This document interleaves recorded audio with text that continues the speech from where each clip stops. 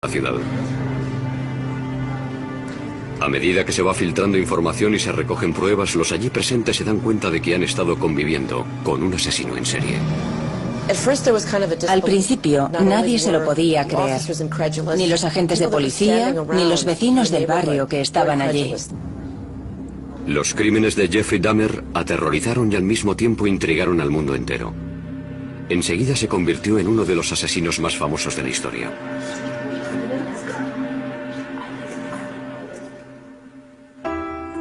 El hijo primogénito de Joyce y Lionel Dahmer nació en Milwaukee, Wisconsin, el 21 de mayo de 1960, poco antes de que se cumpliera su primer aniversario de boda. Lo bautizaron como Jeffrey. El día que nació Jeff fue un día muy feliz. Durante un par de meses todo era nuevo, distinto. Disfrutaba mucho y estaba feliz pensando en el futuro. Mientras su padre terminaba los estudios de química, Jeff se convirtió en un niño inteligente y cariñoso. Era un niño muy vital. Le gustaba luchar, correr y hacer gracias delante de la cámara.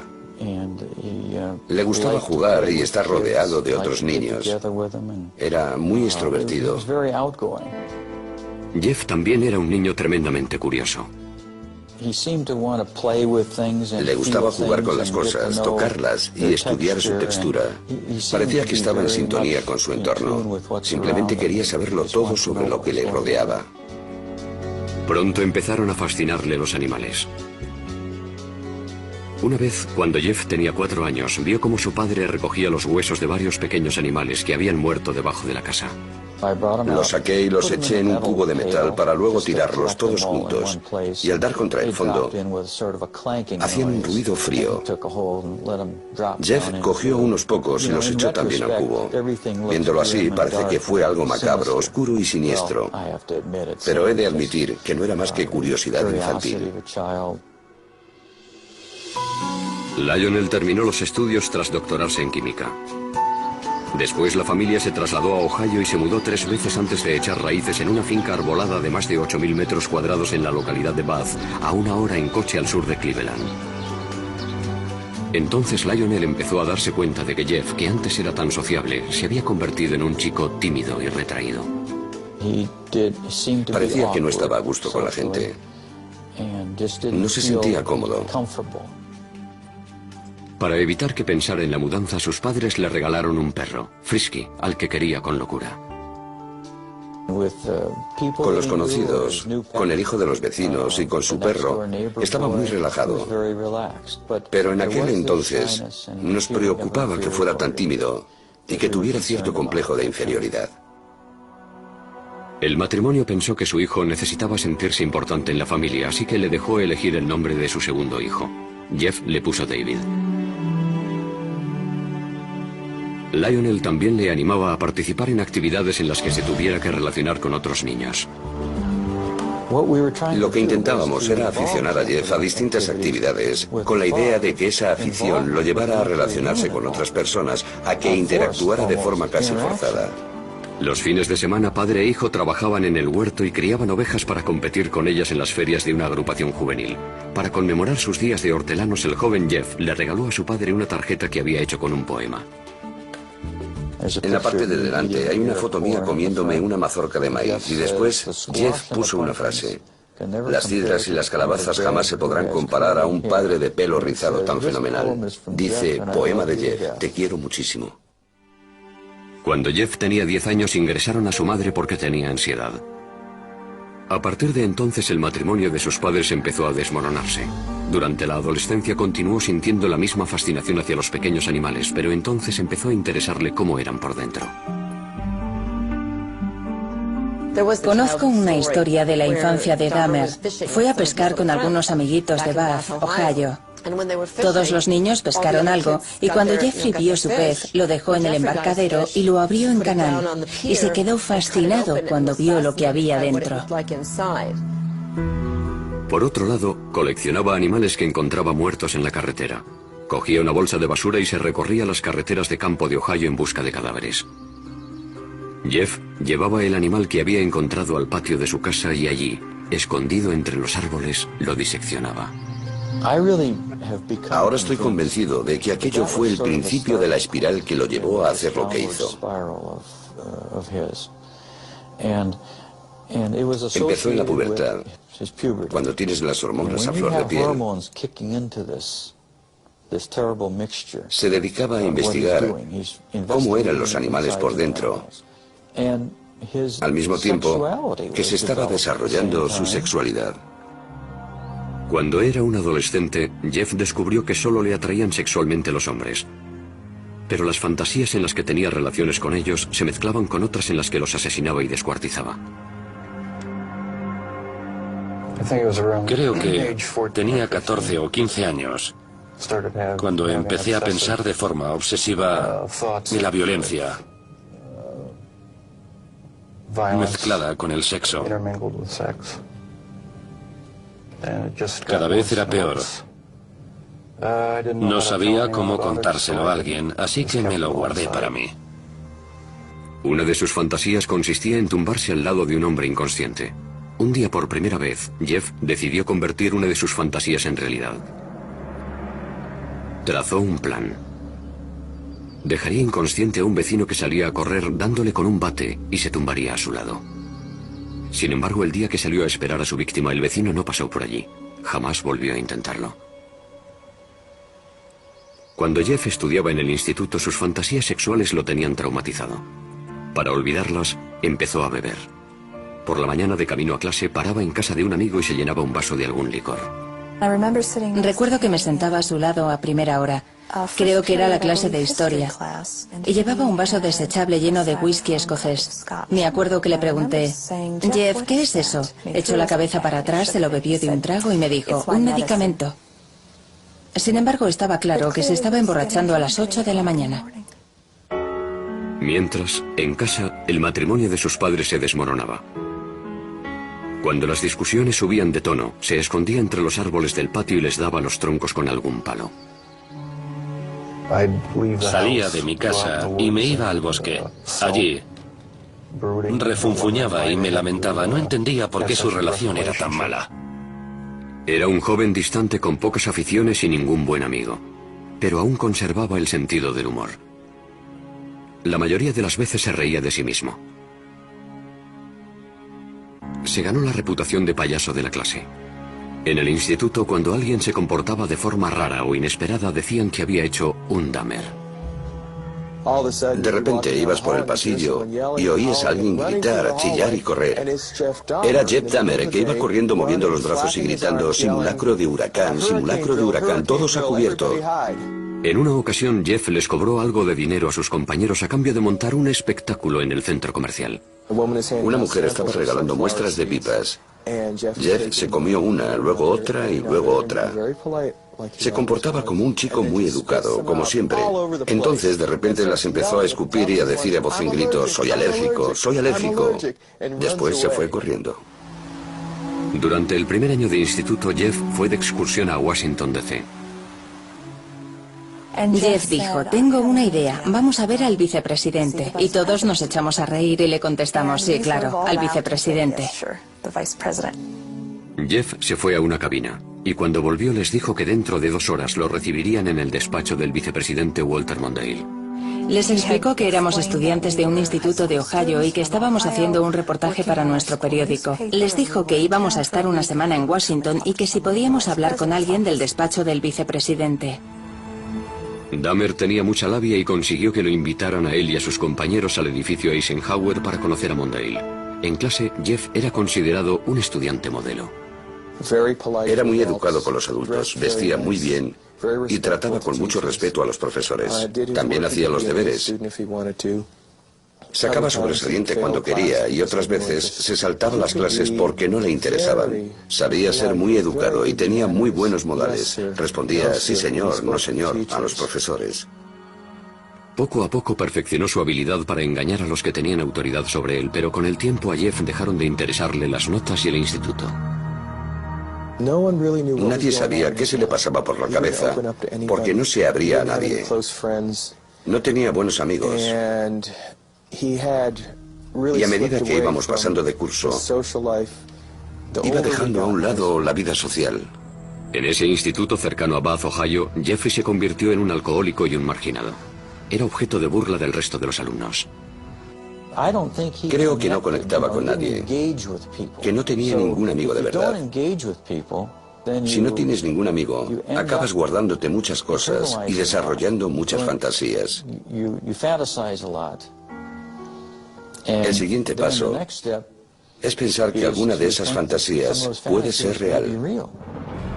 Y Jeff ya estaba listo para dar ese paso. Justo después de terminar el instituto mató a su primera víctima. El verano de 1978 empezó para Jeffrey Dahmer con la ceremonia de graduación del instituto.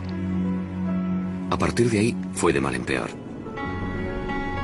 Sus padres, tras años de terribles discusiones, se divorciaron.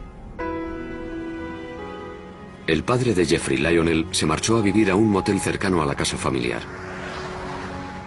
Sin que Lionel lo supiera, la madre de Jeff cogió a David, su hijo menor, y se trasladó a Wisconsin. Jeffrey se quedó solo en casa intentando superar la ruptura de sus padres. A Jeff le hizo mucho daño que sus padres se divorciaran. No quería que sus compañeros de clase se enteraran, porque le daba vergüenza. Jeffrey Dahmer tenía 18 años, y como la mayoría de los adolescentes tenía fantasías sexuales. El problema era que en sus fantasías Jeffrey mataba a su amante. Estaba solo en una casa aislada, así que ahora tenía la oportunidad de llevar a cabo esas fantasías. Varias semanas después de la graduación, Jeffrey recogió a un autoestopista que se encontró en la carretera, Stephen Hicks, de 19 años. Ojalá hubiera seguido mi camino, pero no lo hice. Me di la vuelta y lo recogí. Y entonces, la pesadilla se convirtió en realidad. Jeffrey invitó a Hicks a su casa.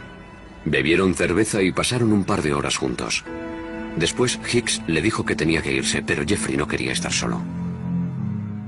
No quería que se marchara, así que cogió lo que encontró más a mano, una barra de pesas, le dio en la cabeza y lo mató. Dahmer estranguló a Hicks con la barra. A continuación, con la lucidez suficiente para darse cuenta de que había cometido un asesinato, se puso a ocultar las pruebas. Descuartizó el cuerpo de Hicks con un cuchillo. Había practicado muchas veces con los animales atropellados que recogía. Metió los trozos en bolsas de basura y en mitad de la noche las cargó en el coche para llevarlas al basurero. De camino lo detuvo la policía por pisar la línea continua. Los agentes le preguntaron a Jeff qué llevaba en las bolsas y a dónde iba tan tarde. Jeff estaba atrapado. Sin embargo, había preparado una mentira. Les dijo, es basura, voy a llevarla al basurero. Y el agente no abrió las bolsas. Les dijo que había mucha tensión en su casa y que se le había ocurrido que yendo al basurero se olvidaría un poco de todo. La policía le puso una multa y le dejó marchar. Jeff volvió a casa atormentado por la culpa. Guardó los huesos de Stephen Hicks bajo la casa durante 2 semanas. Después los machacó con un mazo. Luego fue tirando los fragmentos en círculo entre las hojas y la maleza detrás de la casa. Un joven de 19 años que por lo que sabemos era un buen chico, desapareció de la faz de la tierra. En agosto, el padre de Jeffrey se pasó por la casa. Le pregunté, ¿dónde está tu madre? ¿Dónde está Dave? Y me contestó, se han ido. Yo le dije, ¿qué quieres decir con eso? Que se han marchado, se han ido. El padre de Jeff volvió a la casa y animó a su hijo a que se buscara un trabajo. Pero a él no le interesaba. Se pasaba el día bebiendo y hasta lo arrestaron por embriaguez. Lionel llevó a su hijo a las reuniones de Alcohólicos Anónimos y a un psicólogo. No le sirvió de nada. Nada podía borrar la violencia y el terror que aquel primer asesinato había grabado en su mente. Parecía que solo encontraba consuelo en el alcohol. A finales del verano, Jeff seguía en paro. Así que Lionel le sugirió una alternativa, la universidad, y apuntó a Jeff en la Universidad Estatal de Ohio. Para cualquier novato es duro adaptarse a la vida universitaria, pero si encima has matado a alguien, lo has descuartizado y has esparcido parte de sus restos por tu casa, debió de ser duro. Jeff se pasó el primer trimestre completamente borracho. Vendía su sangre a los centros de plasma para sacar dinero para cerveza. Como era de esperar, Dahmer suspendió todo y volvió a casa. Le dije, Jeff, se te están cerrando muchas puertas. Quizá puede que el ejército sea lo que necesites. Jeff aceptó la decisión como todas las demás que habían tomado por él y se alistó. Tras finalizar la instrucción básica, lo enviaron a un hospital militar de San Antonio, Texas, donde lo prepararon para ser personal médico de campaña. Allí, Dahmer aprendió mucho sobre anatomía humana. Por primera vez en su vida, le emocionaba lo que estaba haciendo. La disciplina y la instrucción le vinieron bien. Cuando llevaba 6 meses en el ejército, su cuerpo enclenque había pasado a ser enjuto y fuerte y pasó de ser tímido y retraído a ser un hombre extrovertido. Sin embargo, este cambio fue pasajero. El ejército lo destinó a Alemania, donde Jeff volvió a caer en la bebida. Sus superiores se dieron cuenta y lo licenciaron antes de tiempo.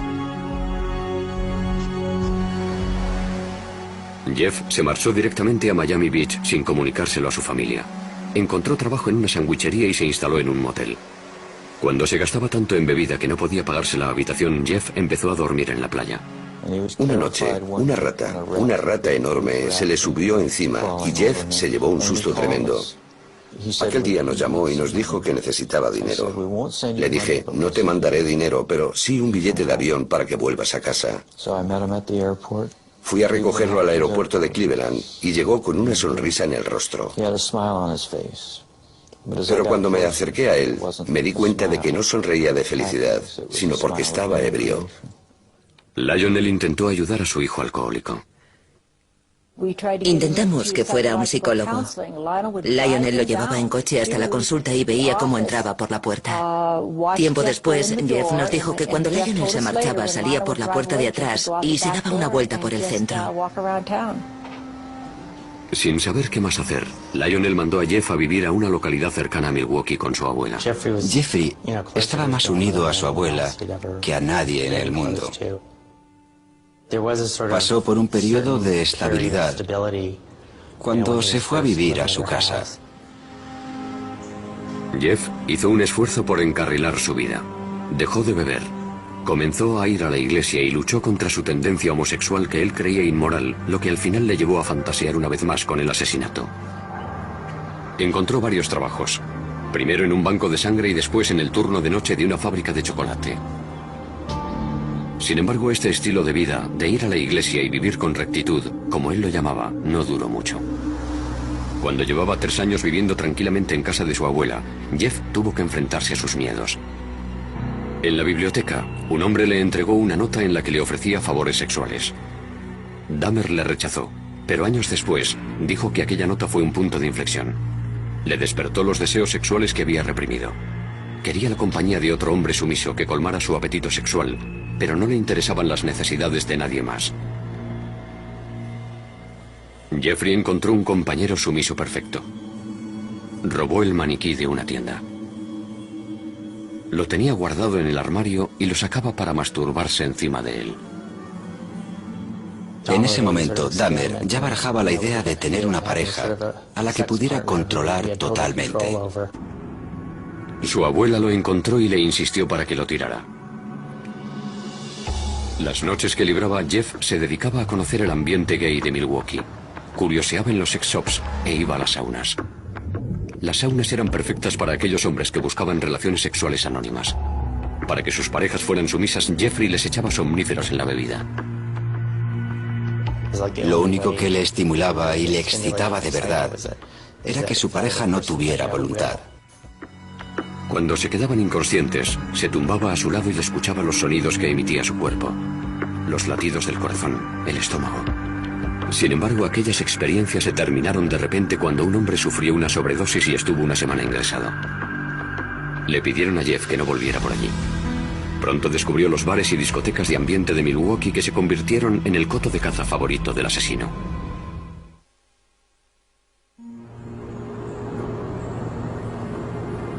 A los 20 y tantos años, Jeff estaba afincado en Milwaukee. Vivía en casa de su abuela y era asiduo de los locales de ambiente de la ciudad. Nadie sospechaba que este joven solitario y guapo con cara de niño iba a convertirse en un asesino en serie. Dahmer encajaba en cualquier grupo. Nadie podía decir, debe de ser un loco, ni tiene que ser un asesino. Por eso tenía tanto éxito. No era un tipo repulsivo. Y menos aún en los clubs de ambiente de Milwaukee. Era considerado un tío bueno en la comunidad gay. La gente lo encontraba atractivo. Muchas personas nos dijeron que era la clase de chico al que quieres cuidar y mimar. Sin embargo, Dahmer tenía un gusto muy concreto para los hombres.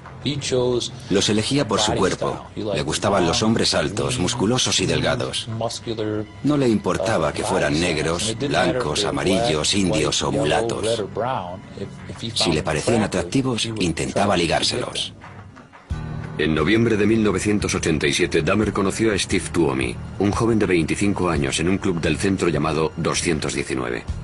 Después de tomar unas copas se fueron a pasar la noche al Hotel Ambassador, que estaba muy cerca. Dahmer usó un viejo truco para que Tuomi entrara en ese estado de sumisión que tanto anhelaba. Le eché unos cuantos somníferos en la bebida para dejarlo inconsciente. Solo quería pasar la noche con él. Cuando me desperté por la mañana, tenía los antebrazos llenos de cardenales y él tenía el pecho morado y le salía sangre de la boca. Estaba colgando por un lado de la cama. No recuerdo haberlo matado a golpes, pero debí de hacerlo. Dahmer no se asustó. Salió y se compró la maleta más grande que encontró. Volvió al hotel, metió el cuerpo de Tuomi en la maleta y llamó a un taxi. Bajó la enorme maleta y cuando el taxista la cogió dijo, debe de llevar usted un muerto aquí dentro. Y así era. Dahmer volvió a casa de su abuela y descuartizó a Tuomi en el sótano. A partir de entonces di rienda suelta a mi obsesión.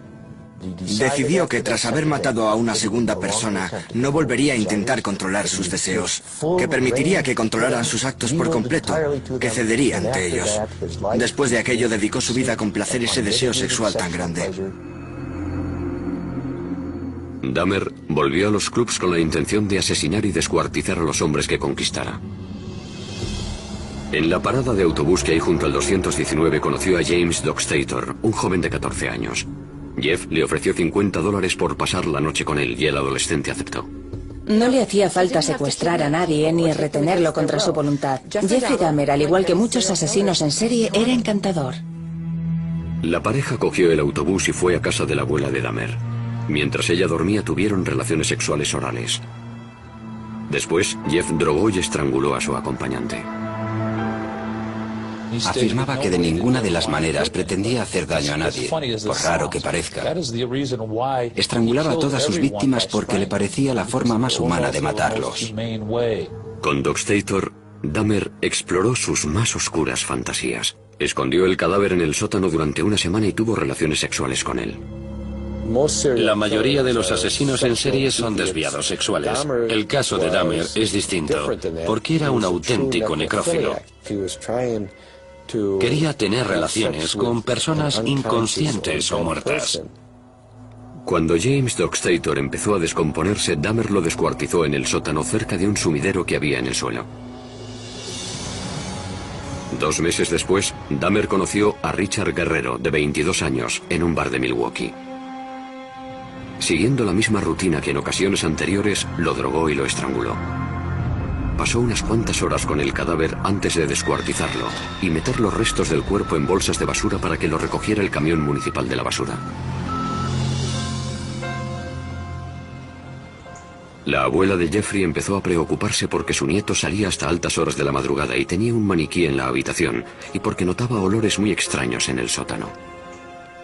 Debe de ser perturbador vivir con alguien que piensas que te quiere y que en secreto se dedica a asesinar y descuartizar a hombres en el sótano de su casa.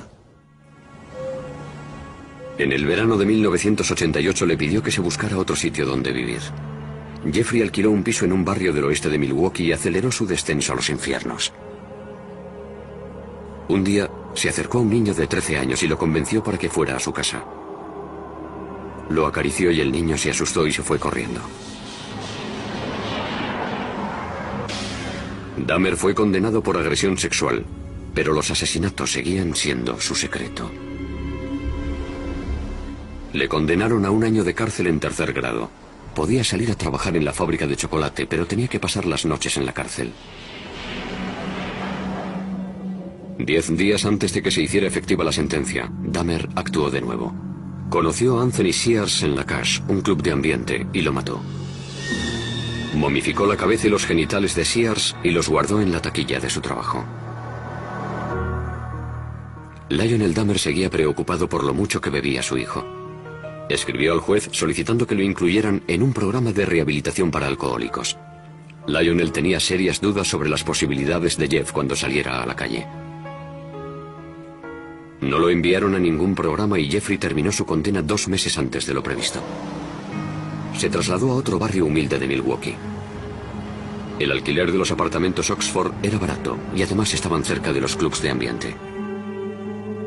Estaba solo otra vez, así que era libre para alimentar su implacable apetito sexual. 3 semanas después de ser puesto en libertad, Dahmer empezó una orgía de muerte que duró 1 año. Elegía a algunas personas porque nadie las iba a echar de menos o porque llevaban un estilo de vida muy loco. Nadie se dio cuenta de que más de 1 docena de chicos jóvenes había desaparecido. No aparecía ningún cadáver, ni se vivía un clima de miedo en la ciudad. Una vez que comenzó aquella matanza, le dedicó todos sus recursos económicos, tiempo, dinero, esfuerzo, deseos, emociones y pensamientos. Era su mundo secreto. Asesinaba a la gente y la mantenía a su lado. Durante aquella orgía de muerte, Jeff mató a 13 hombres, aunque uno de ellos estuvo a punto de escapar. Dahmer había drogado a Conerak Sintason Fon, un adolescente de 14 años, hermano del niño del que había abusado el año anterior. Mientras Conerak dormía, Dahmer salió a buscar más bebida, y cuando aún no había vuelto el chico se despertó. Salió tambaleándose a la calle, desnudo. Una vecina al verlo llamó a la policía. Milwaukee Emergency Operator 71. Okay, hi, I'm on 25th and State, and this is young man. He is butt naked. He has been beaten up. He is very bruised up. He can't stand. He's study fall out. He is butt naked. He has no clothes on. He is really hurt.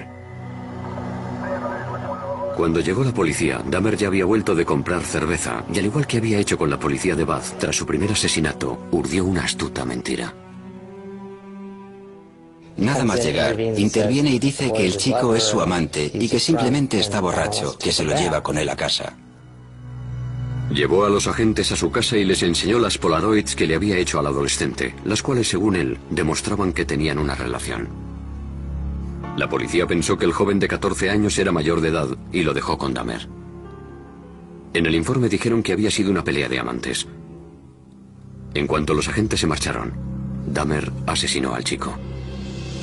Los cuerpos se iban amontonando en el piso de Dahmer. Se compró un bidón de 215 litros y lo llenó de un potente ácido para disolver en él las extremidades y los torsos.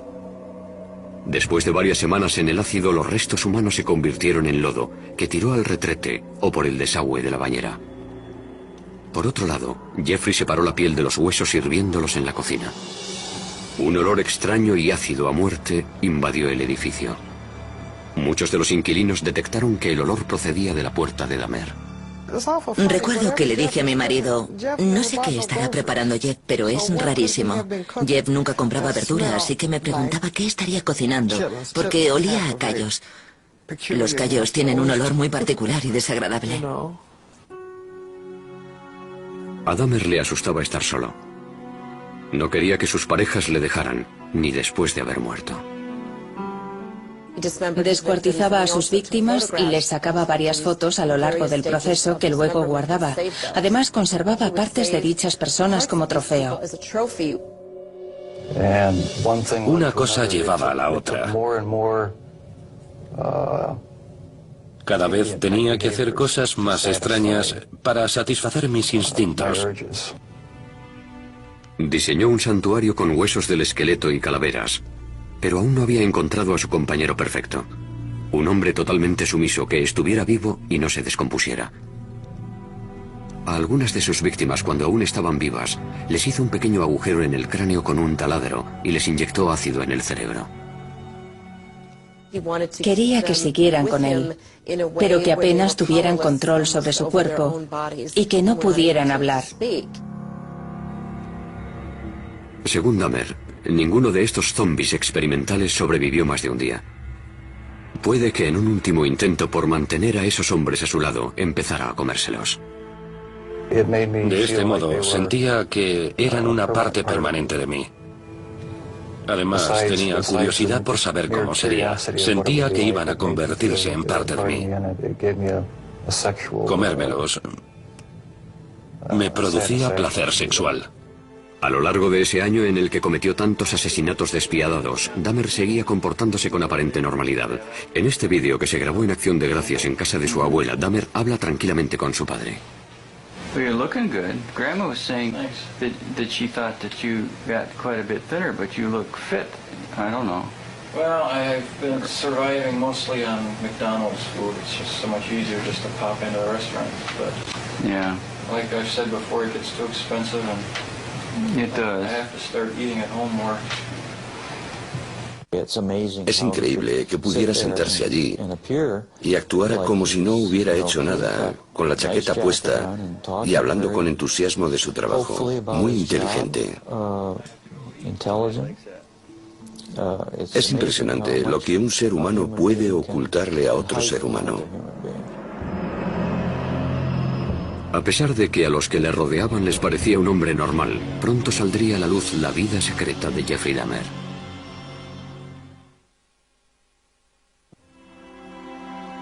En julio de 1991, la ciudad de Milwaukee descubrió entre sus vecinos a un asesino en serie, el joven de 31 años, Jeffrey Dahmer. Un hombre, Tracy Edwards, logró escapar de los horrores del piso de Dahmer y parar a una patrulla que pasaba por allí.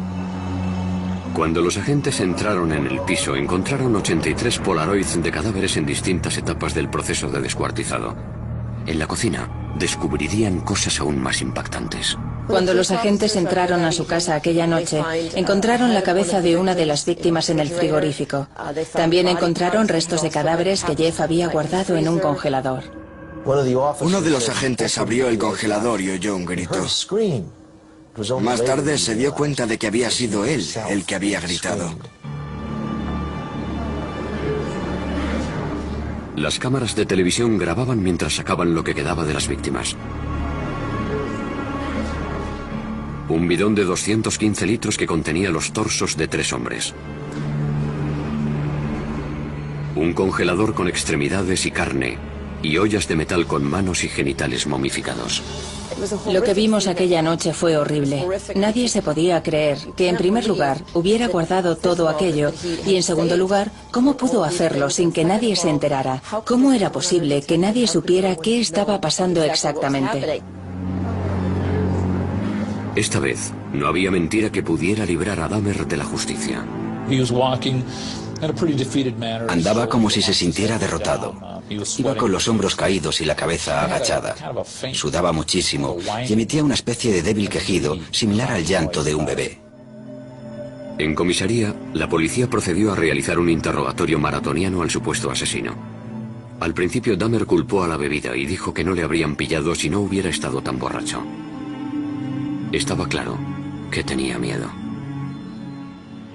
Tenía ojos de terror y la histeria se iba percibiendo en su rostro a medida que se le iban pasando los efectos del alcohol. Se dio cuenta de que había caído el telón.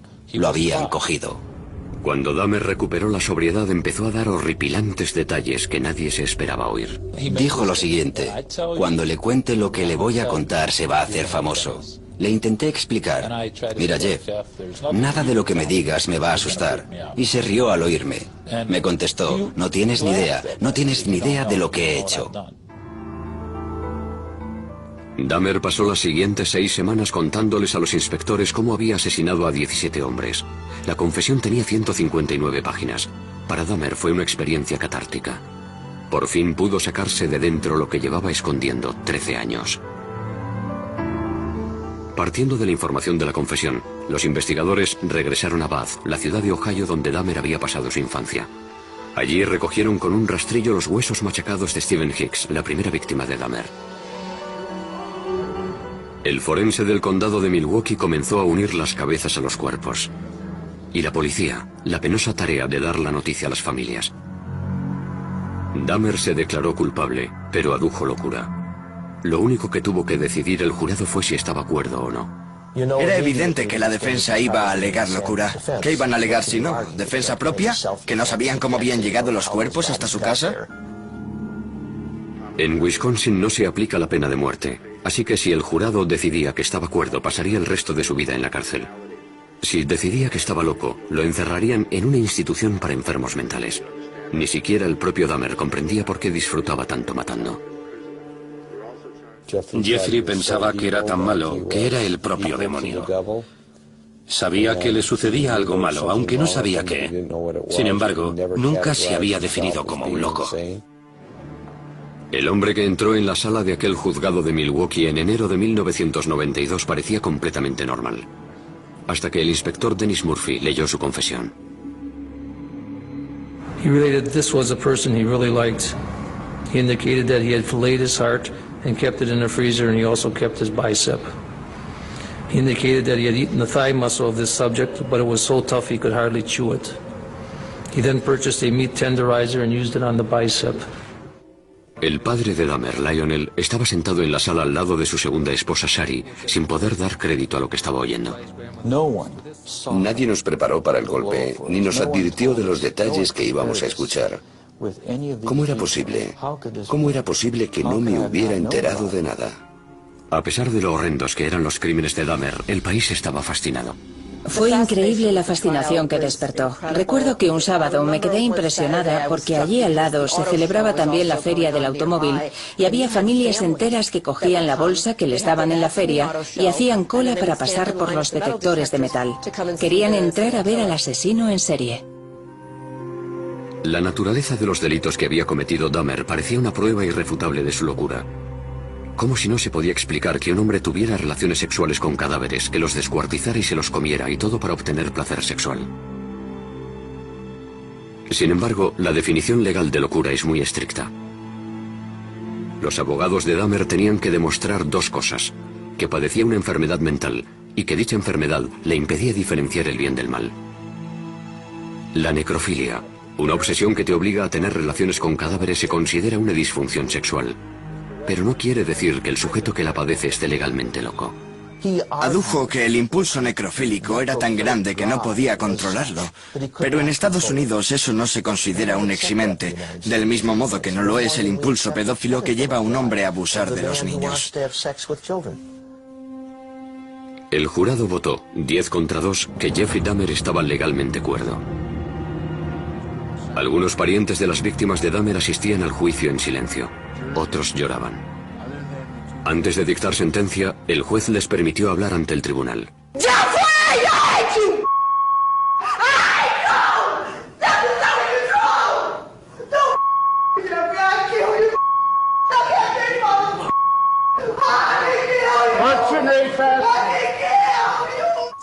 Una vez que se restableció el orden, Dahmer habló en público por primera vez. I feel so bad for what I did to those poor families, and I understand their rightful hate. I have seen their tears, and if I could give my life right now to bring their loved ones back, I would do it. I am so very sorry. Muchos dudaron de que la disculpa de Dahmer fuera sincera.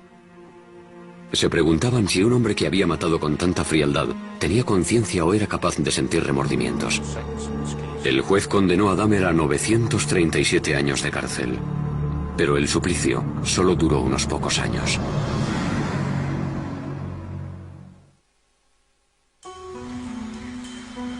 El penal Columbia, situado en Portage, Wisconsin, se convirtió en el nuevo hogar de Jeffrey Dahmer.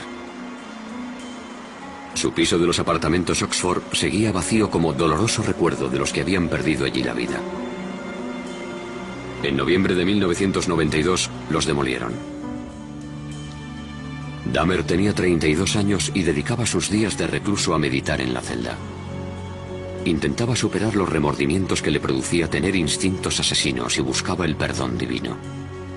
De niño iba a la iglesia, y también de adulto, junto a su abuela, pero durante la orgía de muerte se olvidó de la religión. Dahmer achacó su naturaleza de asesino a sus creencias ateas. y a la teoría de la evolución. Dijo, si todo es obra de la naturaleza, ¿para qué sirve Dios?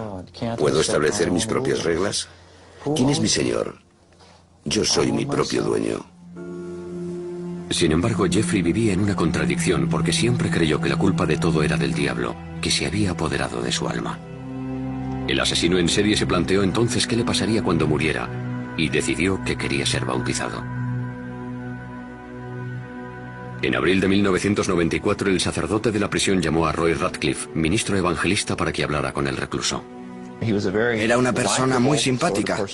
Yo siempre tuve la impresión de que estaba hablando con un niño pequeño que tenía el cuerpo de un adulto. Se interesaba y se emocionaba mucho con las típicas cosas que le gustan a los niños.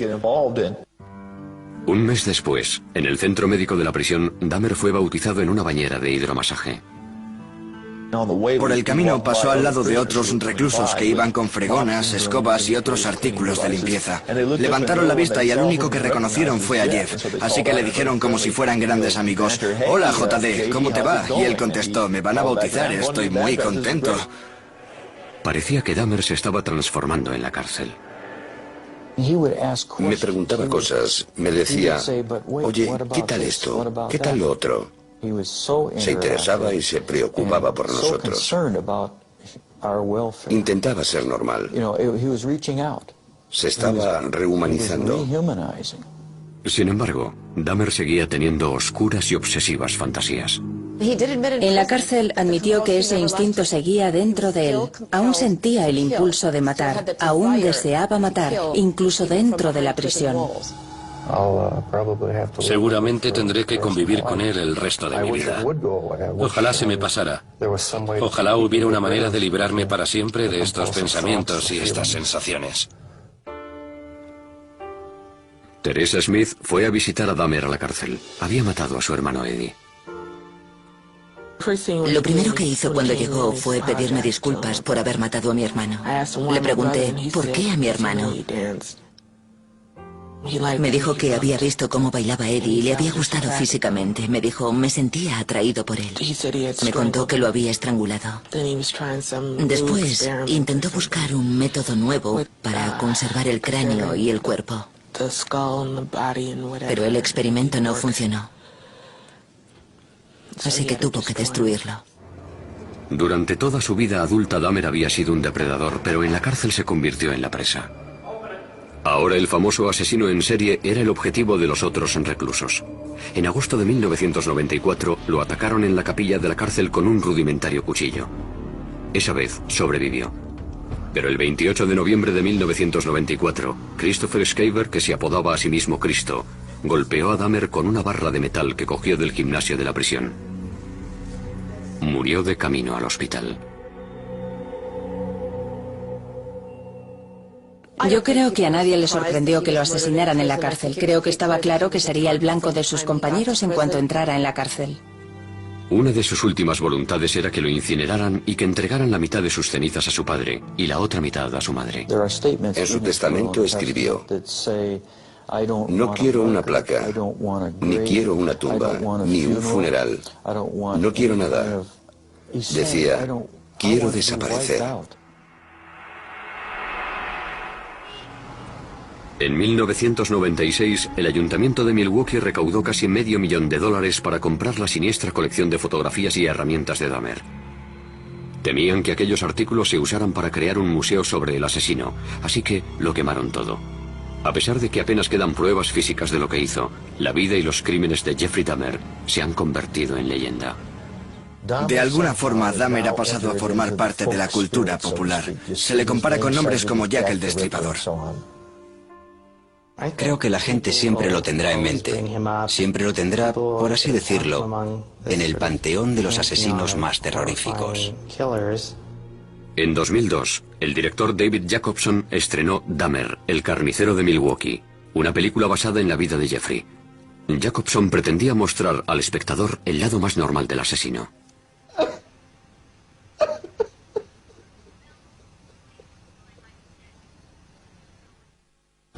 Quería mostrar su lado humano, lo que todos llevamos en nuestro interior. Quería acercarlo a todos nosotros, lo cual puede incomodarnos, pero creo que es muy interesante que el público vea la historia desde ese punto de vista. Los crímenes de Jeffrey Dahmer impactaron al mundo, pero los motivos que le llevaron a cometerlos es lo que continúa fascinándonos. Es un misterio entre los misterios. Un misterio que nunca se resolverá. Aunque siguiera vivo, no creo que fuera posible averiguar qué sentía. Solo tendríamos hipótesis. Eso es lo que le parece más inquietante a la opinión pública. Queremos saber quiénes son estas personas. Nos gustaría ser capaces de identificarlos, de reconocerlos cuando vayan por la calle, pero no sabemos quiénes son. Eso es lo que aprendimos de Jeffrey Dahmer, que nunca se sabe.